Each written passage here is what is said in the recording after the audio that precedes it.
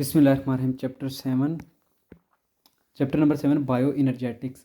सबसे पहले तो बायो एनर्जेटिक्स होता है। बायो एनर्जेटिक्स एक रिलेशनशिप बताता है कि ऑर्गेनिजम्स में, यानी पूरे जो यूनिवर्स में ऑर्गेनिज्म है, पूरे इस दुनिया में, ज़मीन पर, इन सब में फूड कैसे जो है ना वो एनर्जी कैसे ट्रांसफ़र हो रही है, कैसे ये एनर्जी हासिल करते हैं। First of all definition of bio energetics is the study of living of every energy relationship and energy transformation in living organism के। लिविंग ऑर्गेनिज्म में कैसे जो है ना एनर्जी का रिलेशनशिप क्या है, उसकी एनर्जी की, पहले तो एनर्जी का रिलेशनशिप की स्टडी है, फिर उसके एनर्जी की ट्रांसफॉर्मेशन है कि वो कैसे लिविंग ऑर्गेनिज्म में ट्रांसफ़र हो रही है।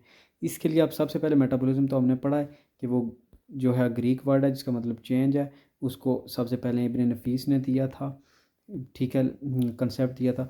और मेटाबॉलिज्म है क्या, sum of the all chemical reactions take place in living organism के। लिविंग ऑर्गेनिज्म में जो भी केमिकल रिएक्शंस हो रहे हैं उन सब को कलेक्टिवली आप मेटाबॉलिज्म कहते हैं। फिर two types of metabolic reaction होते हैं। दो तरह के मेटाबॉलिक रिएक्शन होते हैं, एक होते हैं एंडोजेनिक एनाबॉलिज्म और दूसरे होते हैं एक्सोजेनिक, ठीक है, रिएक्शन। तो कैटाबॉलिज्म यानी एनाबॉलिज्म में क्या है कि एंडोजेनिक है, जिसमें जो है ना वो चीज़ें बन रही हैं, ठीक है, स्मॉल मालिक्यूल वो मिल के जो है ना बड़े मालिक्यूल बन रहे हैं, स्मॉलर मालिक्यूल कलेक्ट होकर कंबाइन होकर लार्जर मालिक्यूल बना रहे हैं, जिसमें एनाबॉलिज्म है, जिसमें बड़े मालिक्यूल बन रहे हैं और एनर्जी जो है ना वो अंदर जा रही है, एंडोजेनिक एनर्जी चाहिए होती है। जबकि एक्सोजेनिक रिएक्शन जिनमें कैटाबॉलिज्म है कि बड़े मालिक्यूल ब्रेक डाउन हो रहे हैं छोटे मालिक्यूल में, और एनर्जी जो है वो रिलीज़ हो रही है, जो एनर्जी हमारी बॉडी यूज़ करती है, ठीक है।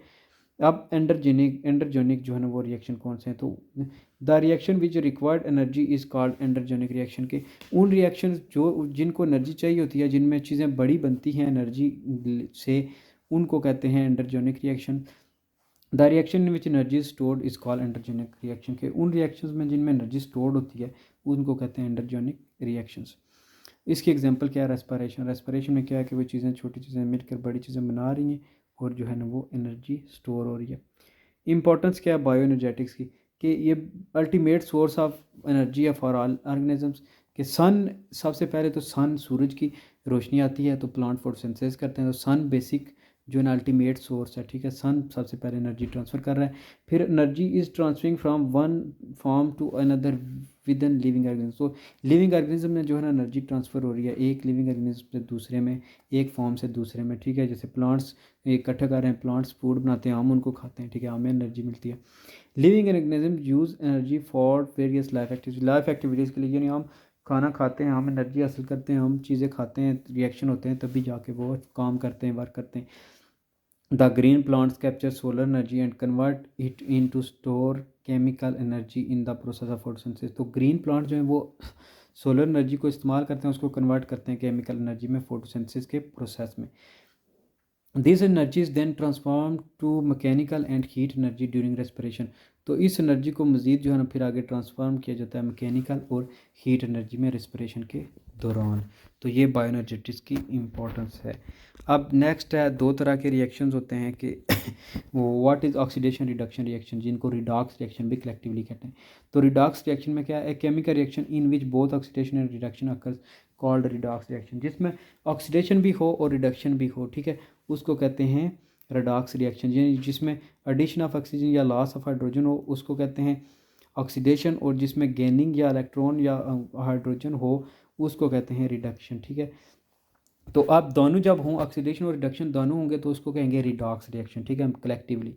तो एडिशन रिएक्शन, अब जो ऑक्सीडेशन है उसमें क्या होता है, एडिशन ऑफ ऑक्सीजन होता है, या जिसमें से एक हाइड्रोजन निकलेगा उस रिएक्शन को कहेंगे ऑक्सीडेशन। रिडक्शन में क्या है, रिड्यूस होना। द गेनिंग और इलेक्ट्रॉन और हाइड्रोजन इज कॉल्ड रिडक्शन।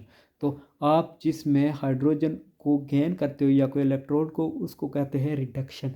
तो ये डिफरेंस है ऑक्सीडेशन और रिडक्शन में, कि जिसमें एडिशन ऑफ ऑक्सीजन होती है उसको कहते हैं ऑक्सीडेशन, और जिसमें गेनिंग ऑफ हाइड्रोजन होती है उसको कहते हैं रिडक्शन। ऑक्सीडेशन रिडक्शन रिएक्शन का रोल क्या है, तो these reaction in which oxidation and reduction occur simultaneously is called oxidation reduction और रिडॉक्स रिएक्शन। कि जिन रिएक्शन में ऑक्सीडेशन और रिएक्टेशन जो रिडक्शन है वो बैक वक्त होती है, सिमल्टेनियसली एक दूसरे के जगह बाद दिगरे हो रही हैं, ठीक है, पहले ऑक्सीडेशन हुई फिर रिडक्शन भी हुई साथ, तो उसको कहते हैं रिडॉक्स रिएक्शन। दोनों का यानी आर ई लिया गया है रिडक्शन से, और जो है ना आर ई डी लिया है रिडक्शन से, और ओ एक्स जो है ना वो लिया गया है ऑक्सीडेशन से। Photosynthesis and respiration process are basically oxidation reaction process हैं और ऑक्सीडेशन रिडक्शन प्रोसेस हैं फोटोसिंथेसिस और रिस्पिरेशन एक दूसरे के उल्टे। During photosynthesis energy of sunlight is absorb by plant use carbon dioxide and water to make food molecule which involve oxidation reduction reaction. तो photosynthesis के दौरान जो है ना वो जो कार्बन डाइऑक्साइड और वाटर मिल के फूड बनाते हैं, इसको ऑक्सीडेशन रिडक्शन रिएक्शंस कहते हैं। Next respiration. Respiration is also oxidation reduction reactions during which food molecules are broken down into carbon dioxide and water, and energy is released in the form of ATP, which are used by the cell for life activities. तो next चीज़ है respiration.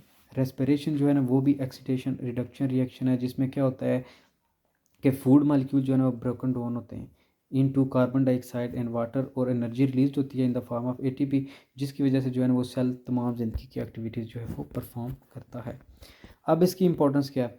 Due to redox reaction photosynthesis and respiration occur that produce energy which sustains life on earth. तो redox reaction जो है ना वो photosynthesis में जो होते हैं, जो रेस्पिरेशन होती है, ये प्रोड्यूस कर रहे हैं एनर्जी जो लाइफ को जो है ना सस्टेन कर रहा है, जिसकी वजह से ज़िंदगी चल रही है इस दुनिया पर, इस ज़मीन पर। अब एटीपी क्या होता है? एटीपी को करेंसी आप जो है ना वो कहते हैं एनर्जी। तो मेजर एनर्जी करेंसी है फॉर ऑल सेल्स इन, इसको कलेक्टिवली आप न्यूक्लियोटाइड कॉल एटीपी है। इसकी फुल फॉर्म है एडिनोसिन ट्राईफॉस्फेट, ठीक है, एटीपी एडिनोसिन ट्राईफॉस्फेट। तो ये है इसकी डिस्कवरी। एटीपी की was discovered in 1929 by Karl Lohmann. Karl Lohmann ने जो है ना इसको डिस्कवर किया था एटीपी को। स्ट्रक्चर क्या होता है एटीपी का? एडिनोसिन ट्राईफॉस्फेट, यानी इसमें जो है ना वो सबसे पहले तो एडिनोसिन है, एडिनोनिन है, ठीक है, एडिनोसिन है ये, ठीक है, ये नीन है, यहाँ पे गलत लिखा हुआ है, स्पेलिंग जो है ना वो ठीक कर लें। तो डबल रिंग्स नाइट्रोजन बेस है, फिर राइबोज शुगर है साथ, 5 कार्बोहाइड्रेट वाला, ठीक है, राइबोज शुगर साथ अटैच, और फास्फेट ग्रुप तीसरी चीज़ जो लगी हुई है, 3 मालिक्यूल, क्योंकि ट्राईफॉस्फेट है, 3 फास्फेट उसके साथ अटैच हैं। तो ये एटीपी का स्ट्रक्चर है, ठीक है। In ATP molecule the adenine is covalent bonded to ribose sugar to form molecule called adenosine to form ATP molecule. तो ये फिर ये पूरा मिलकर एटीपी मालिक्यूल बनाता है। अब बॉन्ड्स क्या होते हैं एटीपी? एटीपी में 2 तरह के बॉन्ड्स होते हैं, phosphate bonds in ATP molecules, high energy bonds, these bonds are representated by symbols and these bond yields more energy on hydrolysis. तो ये हाइड्रोलाइसिस पे मोर ज़्यादा एनर्जी जो है वो देते हैं। Low energy phosphate bond, these bonds are representated by straight line and they yield less energy on hydrolysis. तो हाइड्रोलाइसिस पे जो है ना वो लेस एनर्जी जो है वो करते हैं। हाई बॉन्ड एनर्जी और लो जो है बॉन्ड एनर्जी फॉस्फेट बॉन्ड होते हैं इसमें।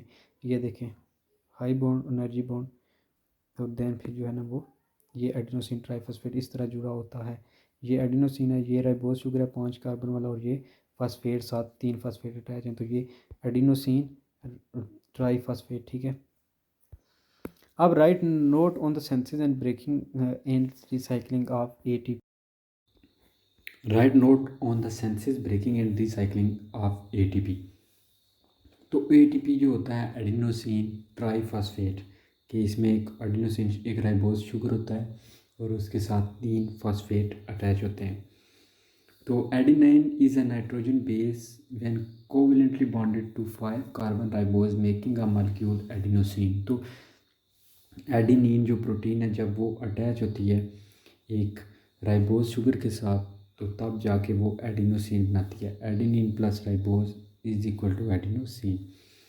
तो when phosphate molecule bonded with adenosine forming a nucleotide called AMP.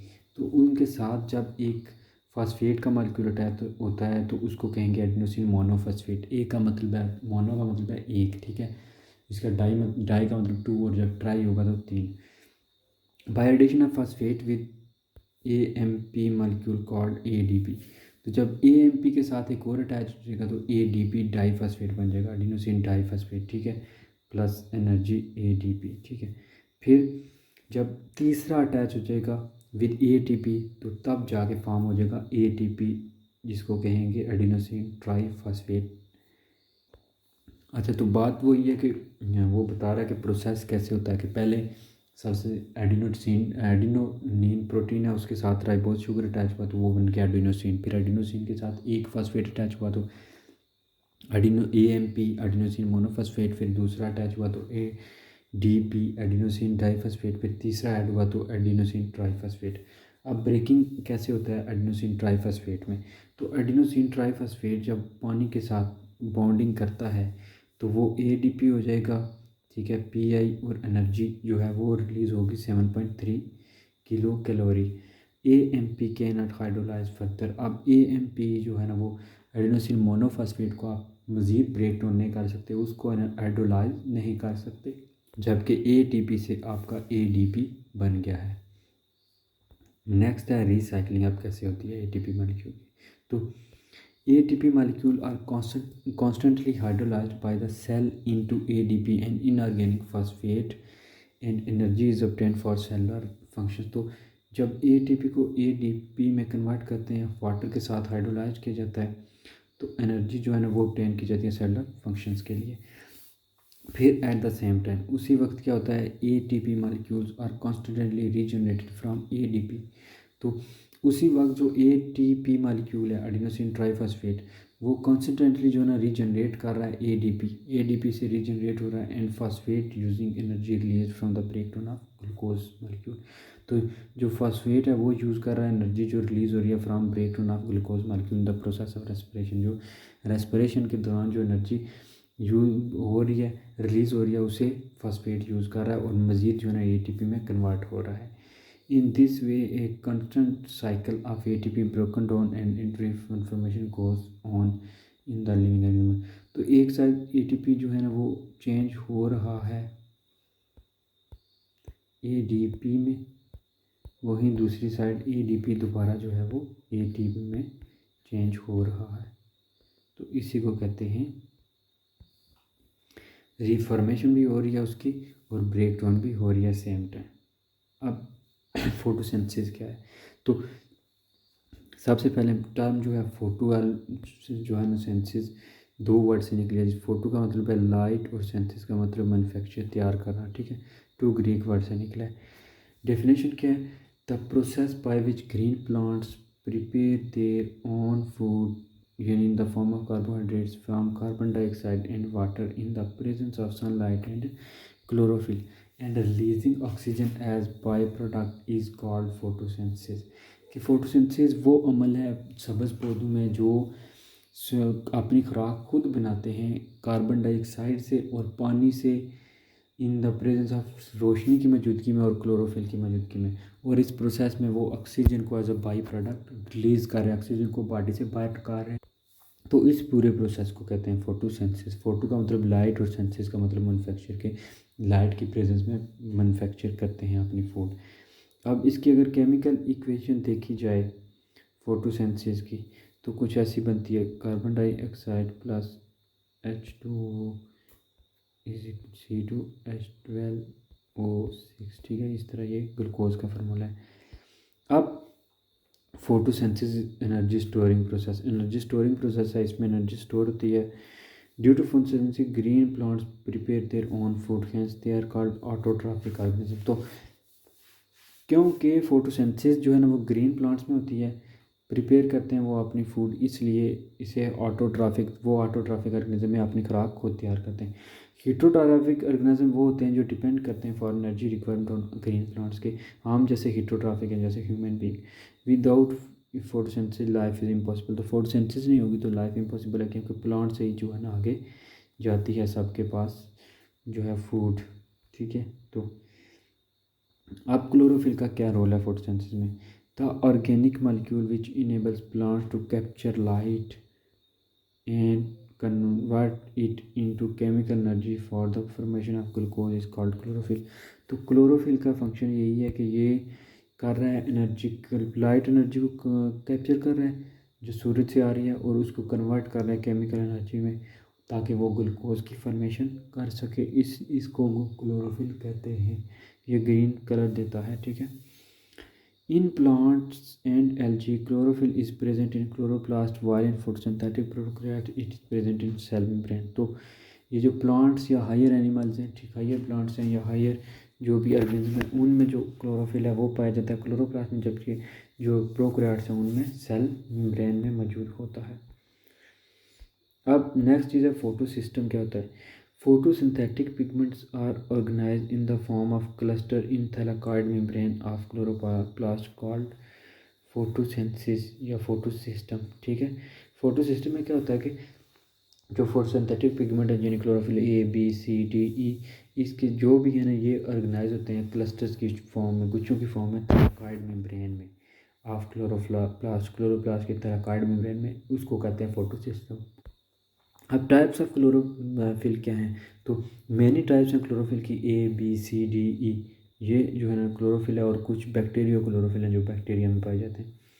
फिर क्लोरोफिल ए जो है ना वो मेन पिगमेंट है जो तकरीबन तमाम ग्रीन प्लांट्स में पाया जाता है, एंड एलजी और एलजी में एक्सेप्ट बैक्टीरिया, कुछ बैक्टीरिया में क्लोरोफिल ए नहीं पाया जाता। जो बी है वो भी फोटोसिंथेटिक पिगमेंट है, वो सब हाइयर प्लांट्स और ग्रीन एलजी में पाया जाता है। सी डी ई और जो है ना वो फाउंड होते हैं various group of LG, LG के बहुत से ग्रुप में, कुछ में सी पाया जाता है, कुछ में डी पाया जाता है, कुछ में ई पाया जाता है। अब अब्जॉर्प्शन ऑफ लाइट कहती है, क्लोरोफिल ए जो है ना वो करता है absorb light mainly blue and red portion of sunlight, तो मोस्टली ब्लू और रेड जो पोर्शन होता है सनलाइट का उसको वो ऑब्जर्व करता है।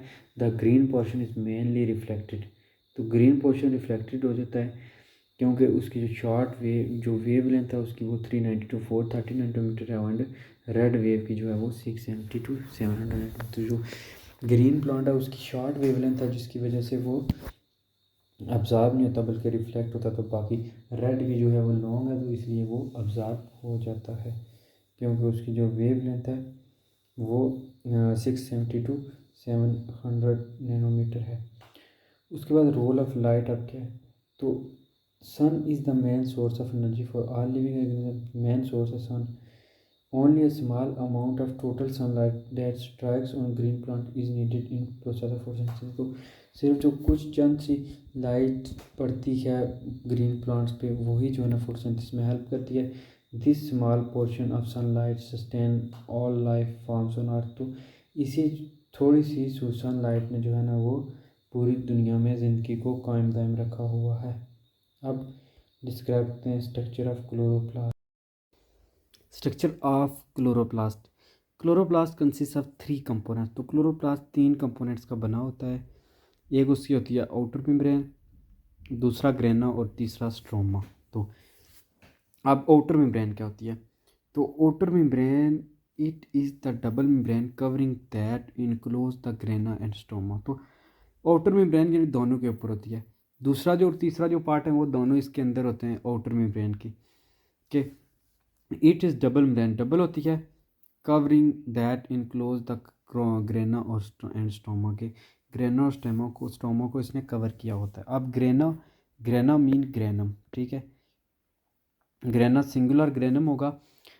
The granum is seen just like a pile of coins which is composed of stack of thylakoids, एक सिक्कों की तय होती है which is composed of stack of thylakoids, जिनको जो कि थैलाकॉइड के स्टैक्स का बना होता है एक, ठीक है, तो उनको ये कहते हैं, ये ग्रेना होते हैं। फिर है थैलाकॉइड, तो थैलाकॉइड जो है ना वो मीन सैक और पोच के बिल्कुल एक थैलिन मास स्ट्रक्चर होता है थैलाकॉइड। अब फंक्शन क्या है, light reaction of photosynthesis occur in grana of chloroplast, तो जो लाइट फंक्शन है जो फोटोसिंथेसिस के वो क्लोरोप्लास्ट में ग्रेना में होते हैं क्लोरोप्लास्ट के, ये ग्रेना का फंक्शन है कि ग्रेना एक पाइल ऑफ कॉइन्स की तय बनी होती है जिस तरह एक दूसरे के ऊपर सिक्के पड़े हुए हों, जो कंपोज किस चीज़ के होते हैं, स्टैक ऑफ थैलाकॉइड्स के बने हुए होते हैं। और थैलाकॉइड क्या होता है, एक थैलिन स्ट्रक्चर होता है, एक पाउच होता है। अब फंक्शन क्या है, ग्रेना में जो है ना वो लाइट रिएक्शन होते हैं फोटोसिंथेसिस के। अब दूसरी चीज़ है stoma. Stoma, it is central large space in chloroplast contain enzymes and gel-like solution called matrix, तो जो स्टोमा है वो जेल लाइक जो है ना उसमें होता है, इंजाइम्स होते हैं और जेल लाइक सोल्यूशन होता है जिसको मैट्रिक्स कहते हैं। फंक्शन क्या है, डार्क रिएक्शन जो फोटोसिंथेसिस के हैं वो स्टोमा में होते हैं, लाइट रिएक्शन होते हैं ग्रेना में, डार्क रिएक्शन होते हैं स्टोमा में, ठीक है। जो ग्रेना है वो उसमें पाइल ऑफ कॉइन्स होते हैं, जबकि जो स्टोमा है उसमें इंजाइम्स और जेल लाइक सोल्यूशन होता है जिसको मैट्रिक्स कहते हैं। अब ये इसका स्ट्रक्चर दिया गया है। ये आउटर मेम्ब्रेन एक, फिर होगी इसकी अंदर जो है ना इनर मेम्ब्रेन और थैलाकॉइड से। अब स्टोमा देखें, पहले स्टोमा देखें कैसे जो है ना वो ये ड्रम तय सी बनी हुई है, कॉइन्स पता चलता है रखे हुए हैं, ठीक है। और ग्रेनम देखें, ग्रेनम अंदर जो है ना वो जेल लाइक स्ट्रक्चर है, एंजाइम जिस पे होते हैं। अब right the process of intake of carbon dioxide and water, के वाटर और कार्बन डाइऑक्साइड कैसे इनटेक होती है।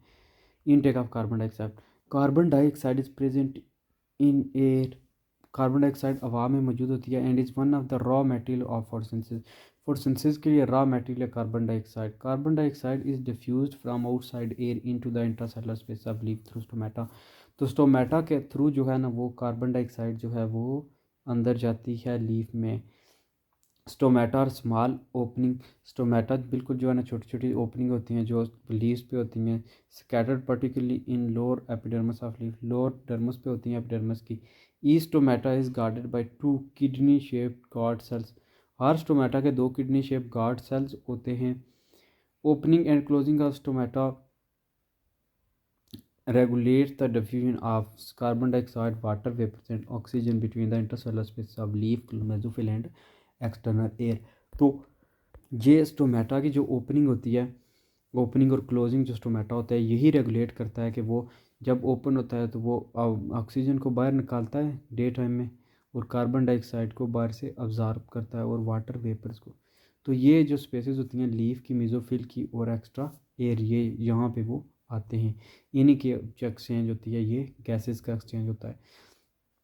After diffusing into the intercellular spaces carbon dioxide attach to the wet surface of mesophyll cells.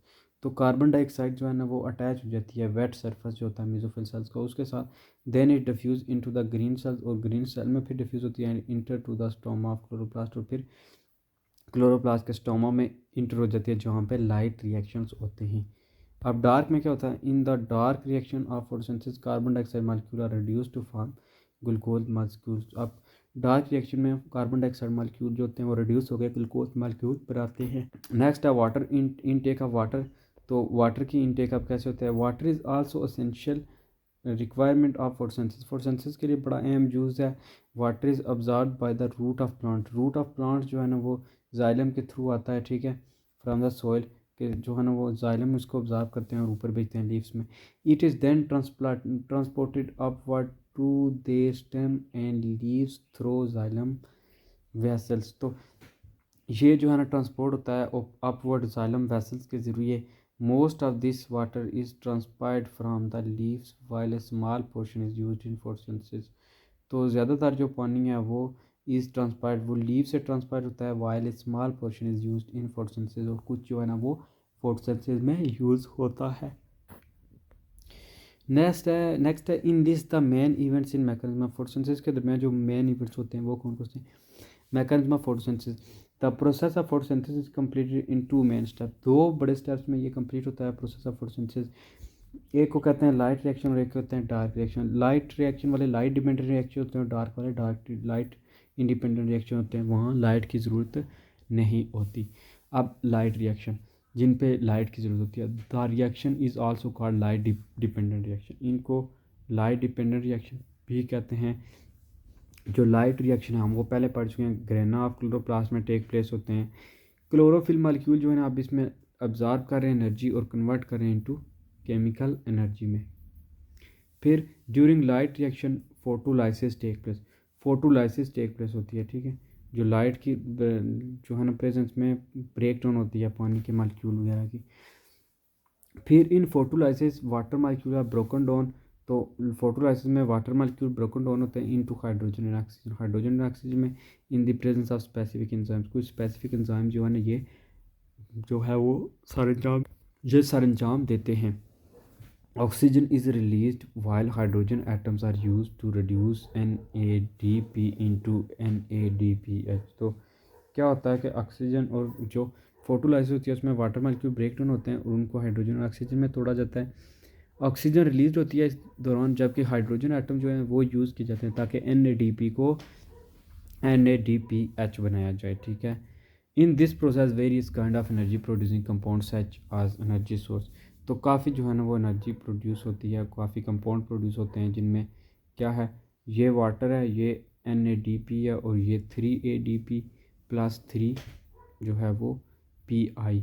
तो ये सारे compound होते हैं, ऑक्सीजन होता है। अब बनता क्या है, 2NADPH, तो इक्वल टू जो किसके है 3 ATP के। तो फोटोसिंथेसिस में जो है ना लाइट रिएक्शन में बनते हैं 3 ATP।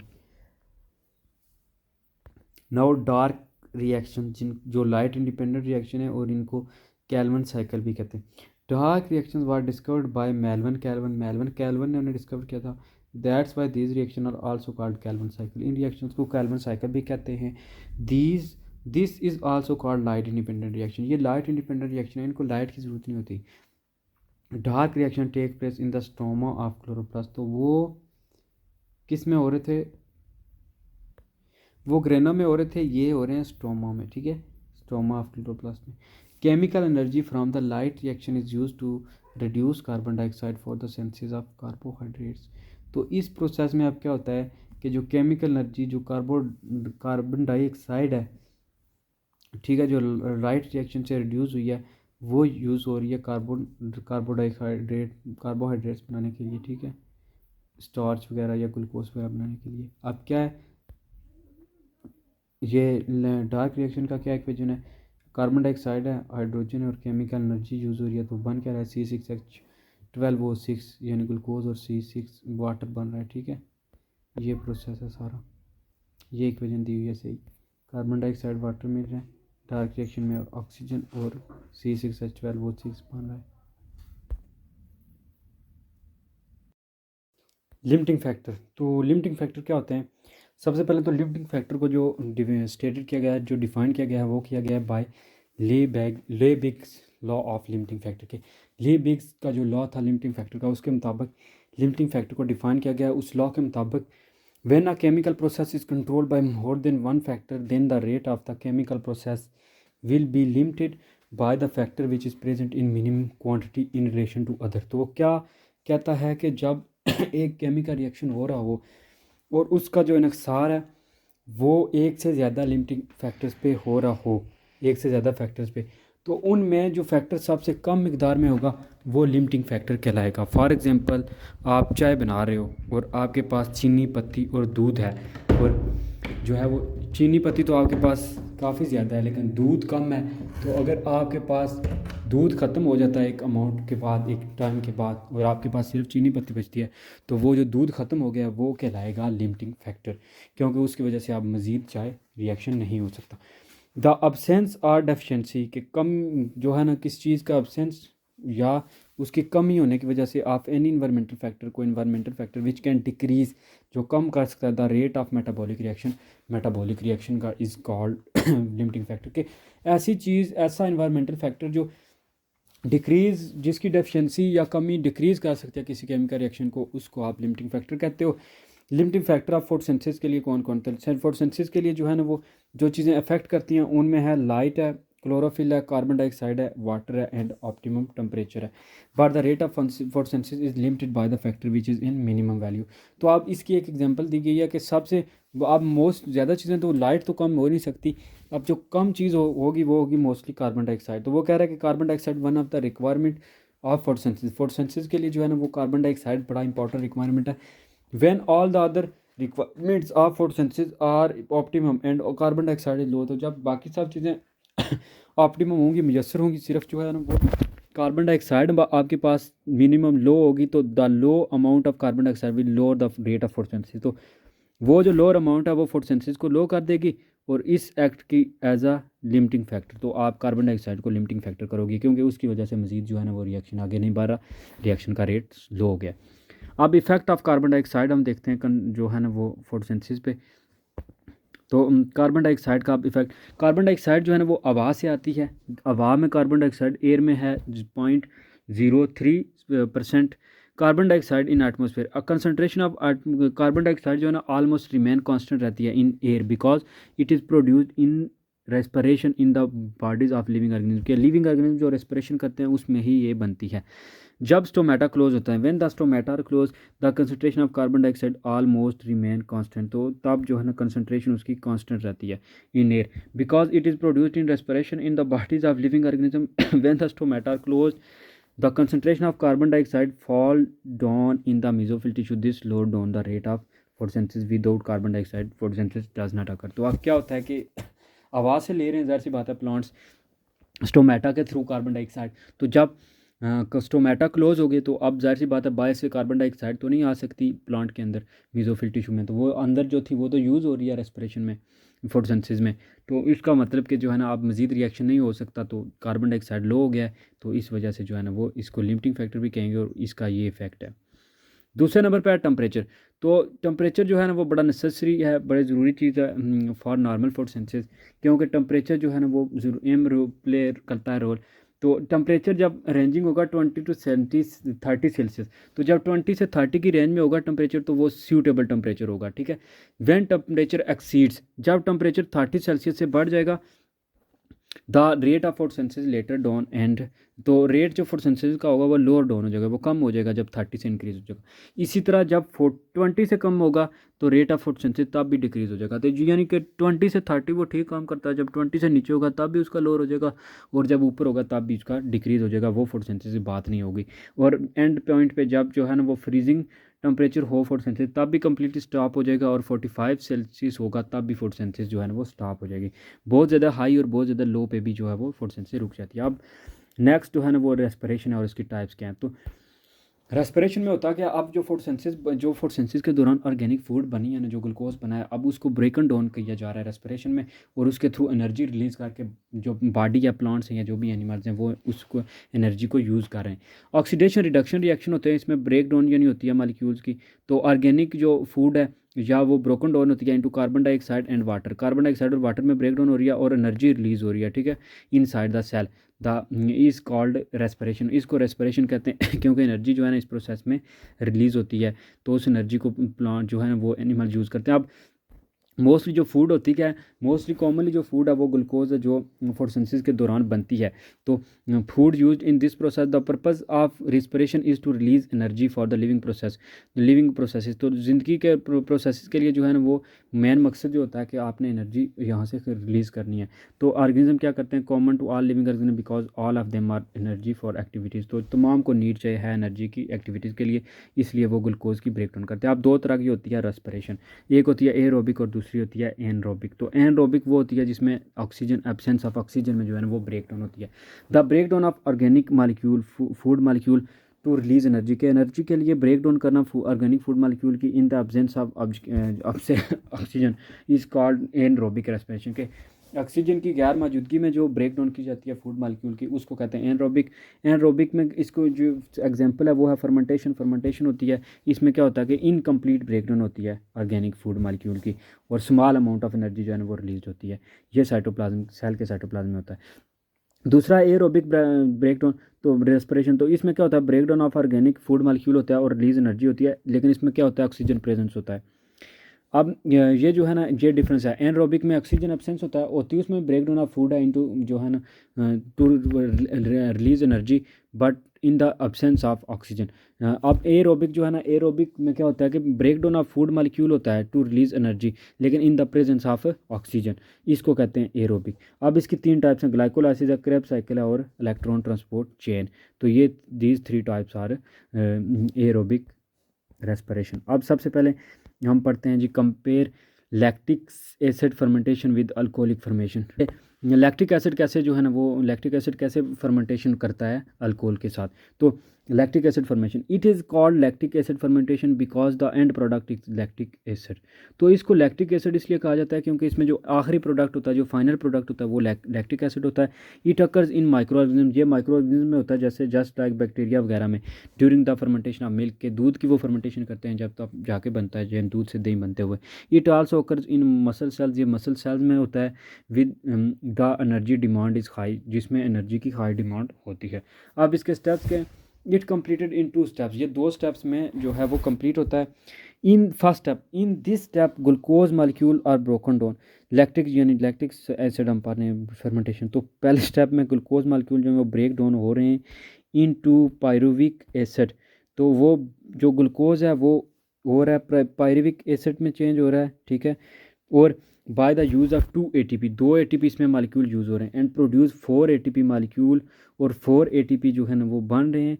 So the net ATP produced in glycolysis is 2 ATP, 2 ATP use हो रहे हैं, तो 4 में से 2 निकाल लेंगे हम, ठीक है, तो बाकी बच जाएंगे 2, ठीक है ना, 2 ATP हमारे पास बच जाएंगे। तो वो कहता है कि ये जो 2 स्टेप्स हैं, पहले स्टेप में क्या हो रहा है, ब्रेक डाउन की जो ग्लूकोज की ब्रेक डाउन हो रही है उसमें पायरुविक एसिड बन रहा है। पायरुविक एसिड बनने के दौरान जो है ना 2 ATP यूज़ हो रहे हैं, लेकिन इस दौरान जब ब्रेक डाउन होती है तो जो रिएक्शन के बाद बनते हैं वो 4 ATP बनते हैं। तो 4 में से 2 तो हमने पहले यूज़ कर लिए थे, तो वो 2, और जो है ना नेट जो ATP हमें मिले हैं एंड पे वो 2 ही हैं, क्योंकि 4 में से 2 हमने यूज़ किए हैं।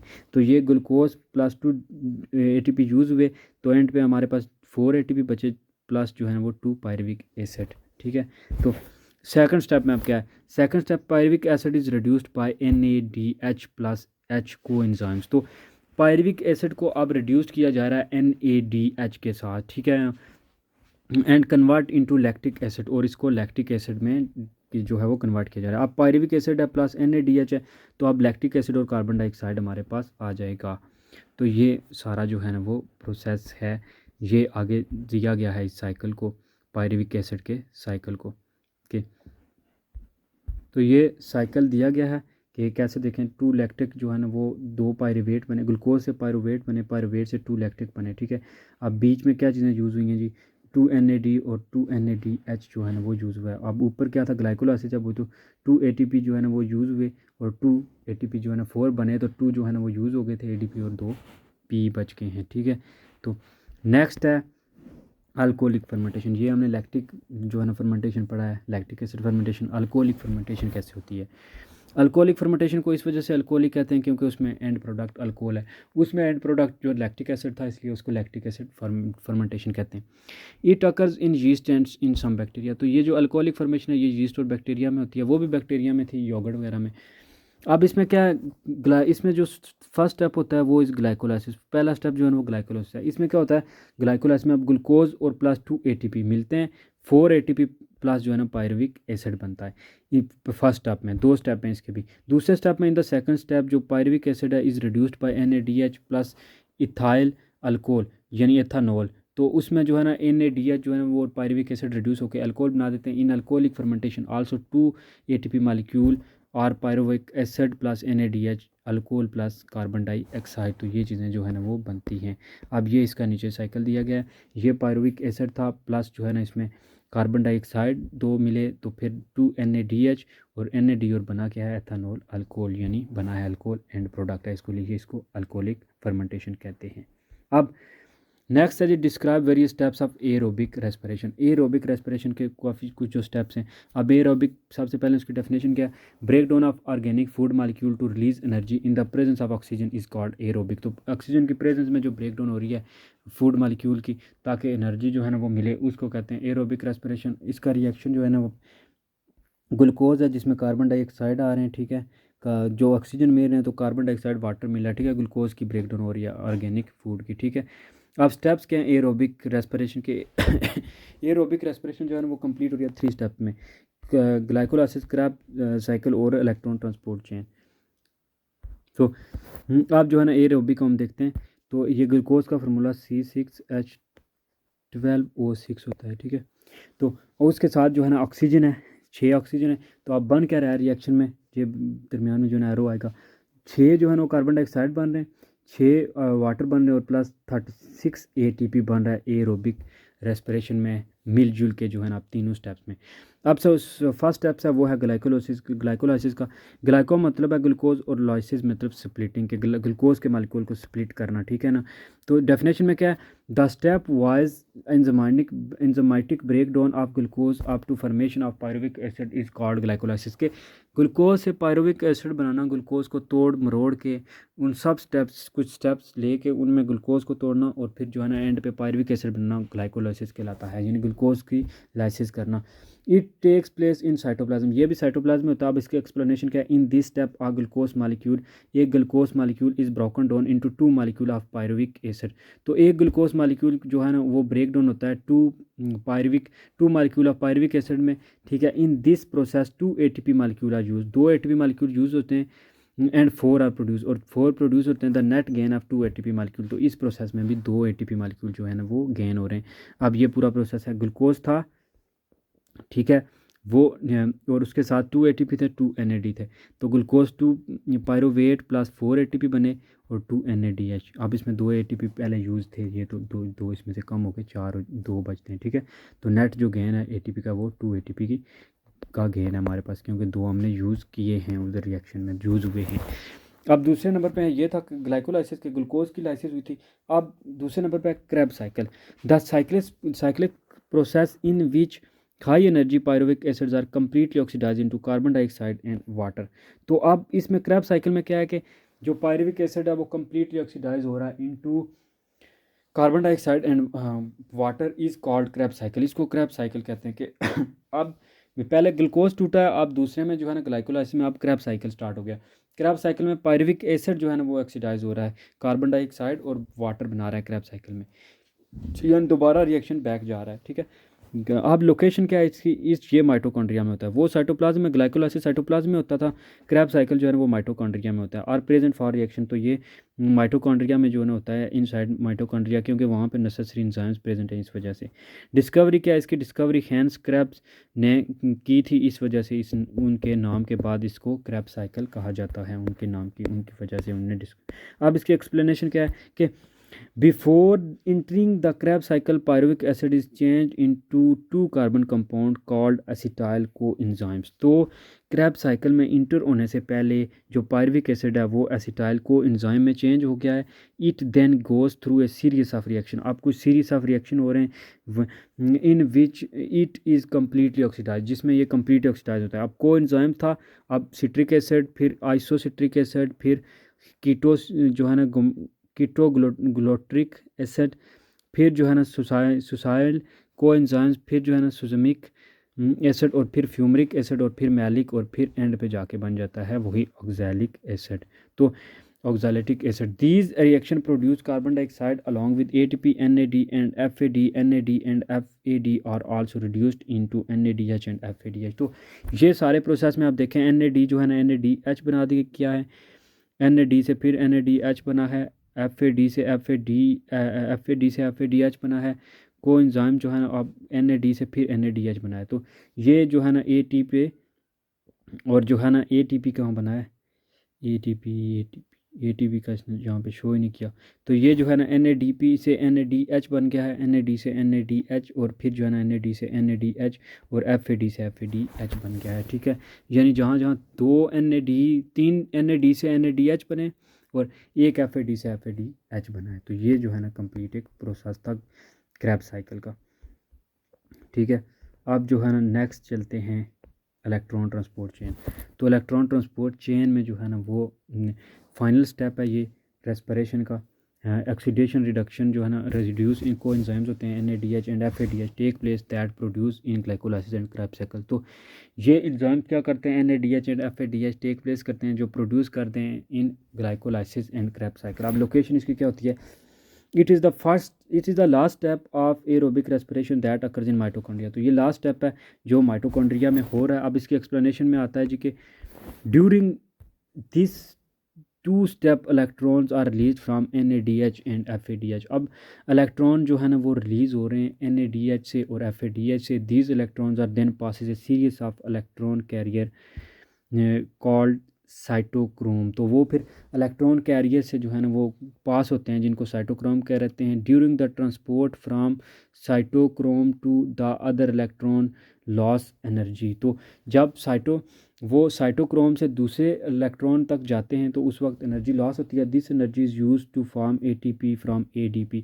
तो ये एनर्जी यूज़ होती है ताकि एटीपी को एडीपी में कन्वर्ट कर सकें, एंड पीआई में in the end oxygen molecule accept electron to form water. तो एंड पे जो है ना वो ऑक्सीजन एटम मॉलिक्यूल को एक्सेप्ट किया जाता है ताकि वाटर बनाया जा सके। अब ये पूरे वो सीरीज ऑफ चेन है कि एनएडीएच और एफएडीएच से जो है ना वो इलेक्ट्रॉन निकले हैं, वो जंप कर रहे हैं, ठीक है, वो जंप करते करते इधर आए हैं। तो अब एंड पे एडीपी जो है ना एटीपी बना गया है। तो ये सारा जो है ना वो और एंड पे वाटर बन गया। तो ये सारा प्रोसेस था एरोबिक रेस्पिरेशन का। उसके तीनों जो थे ना वो ग्लाइकोलाइसिस, क्रैब साइकिल और इलेक्ट्रॉन ट्रांसपोर्ट चेन के इलेक्ट्रॉन एक चेन की शक्ल में जो है ना वो होता है ट्रांसफ़र। अब नेक्स्ट है जी, how much energy is produce during respiration. तो the complete oxidation of one molecule of glucose into carbon dioxide and water generate 38 ATP. तो टोटल इस प्रोसेस में जो है ना वो कंप्लीट ऑक्सीडेशन में ग्लूकोज के 38 एटीपी जो है ना वो जनरेट हुए हैं। लेकिन during glycolysis 2 ATP molecule use, तो ग्लाइकोलाइसिस में भी 2 एटीपी यूज़ हो सकते हैं, तो नेट जो एटीपी गेन होगा वो 36 होगा from one glucose molecule. These ATP are generated step wise, some during glycolysis, some during Krebs cycle and many are generated during electron transport chain. Each NADH generate 3 ATP molecule and each FADH molecule produce 2 ATP molecule. तो total जो ATP हमारे पास and पे आए हैं वो 38 थे, उसमें से 2 जो थे ना वो क्रैब साइकिल में यूज़ हुए हैं, तो हमारे पास जो नेट बचे हैं वो 36 जो हैं वो बच गए हैं। अब ये कुछ इसकी प्रॉपर्टीज़ दिखाई गई हैं, जैसे एरोबिक और एनरोबिक में डिफरेंस दिखाया गया कि एरोबिक में प्रेजेंस ऑफ ऑक्सीजन होती है, जबकि एनरोबिक में एब्सेंट होती है ऑक्सीजन। एरोबिक में जो है ना जो नेट प्रोड्यूस हो रहे हैं वो ATP 36 हैं, जबकि एनरोबिक में सिर्फ 2 हैं, इसलिए उसमें लेस एनर्जी रिलीज़ होती है। एरोबिक की जो लोकेशन है वो साइटोप्लाज्म और माइटोकॉन्ड्रिया है, जबकि एनरोबिक की सिर्फ साइटोप्लाज्म है। फिर एरोबिक की जो फूड ब्रेक डाउन हो रही है वो आप फूड मालिक्यूल आकर तो फूड कंप्लीट होती है, जबकि जो एनरोबिक में इनकम्प्लीट होती है। इंपॉर्टेंस क्या है एरोबिक की? एरोबिक जो है ना मेजर सोर्स है एनर्जी के लिए ऑर्गेनिज्म में, जबकि एनरोबिक जो है वो सोर्स ऑफ एनर्जी है फॉर एनरोबिक ऑर्गेनिजम्स के लिए, जैसे जिनमें अल्कोहल वगैरह की होती है। अब फोटोसिंथेसिस और रेस्पिरेशन में क्या फ़र्क है? तो फोटोसिंथेसिस जो है ना वो है ना, आप मोटा मेटाबॉलिज्म के लिहाज से देखें तो ये कंप्लीट दोनों रिएक्शन हो रहे हैं ऑर्गेनिज्म में। एनाबॉलिज्म में आप क्या है कि वो फोटोसिंथेसिस में बन रहे हैं, रेस्पिरेशन में कैटाबॉलिज्म हो रही है, ब्रेक डाउन हो रही है उसी फूड मालिक्यूल की। जबकि जो फोटोसिंथेसिस है उसमें यूज़ ऑफ लाइट हो रहा है ताकि जो है ना वो स्टोर किया जाए फॉर्म ऑफ बॉन्ड एनर्जी में, जबकि रेस्पिरेशन में जो है ना बॉन्ड एनर्जी ट्रांसफ़र की जा रही है केमिकल एनर्जी में और ATP में। फिर फोटोसिंथेसिस जो है क्लोरोप्लास्ट में होती है, जबकि रेस्पिरेशन साइटोप्लाज्म और माइटोकॉन्ड्रिया में होती है। फोटोसिंथेसिस डे टाइम हो सकती है और रेस्पिरेशन हर वक्त जो है ना ऑल द टाइम होती रहती है। फिर जो फोटोसिंथेसिस है उसमें कार्बन डाइऑक्साइड और जो है ना वाटर यूज़ होते हैं एज अ रॉ मटेरियल, जबकि जो है ना इसमें जो है रेस्पिरेशन में वो कार्बन डाइऑक्साइड और वाटर को प्रोड्यूस कर रहा है एज अ वेस्ट प्रोडक्ट। ठीक है, तो फिर जो है ना फोटोसिंथेसिस में ऑक्सीजन प्रोड्यूस हो रही है, जबकि जो है ना फोटो रेस्पिरेशन इसमें ऑक्सीजन रिक्वायर हो रही है एरोबिक रेस्पिरेशन में। ठीक है, तो ये सारा था इस चैप्टर 7 में। तो चैनल को सब्सक्राइब करें। Thank you for watching this.